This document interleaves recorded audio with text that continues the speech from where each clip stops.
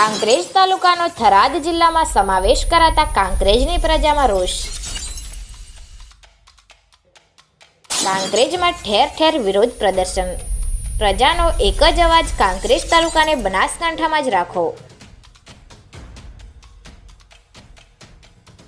2025ના પ્રારંભે જ કહી ખુશી કહી ગમ જેવો માહોલ છવાયો।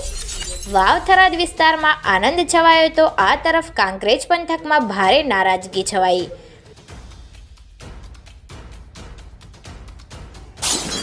કાંકરેજ તાલુકાને વાવ થરાદમાં નહીં રાખવા કાંકરેજની પ્રજાની માંગ।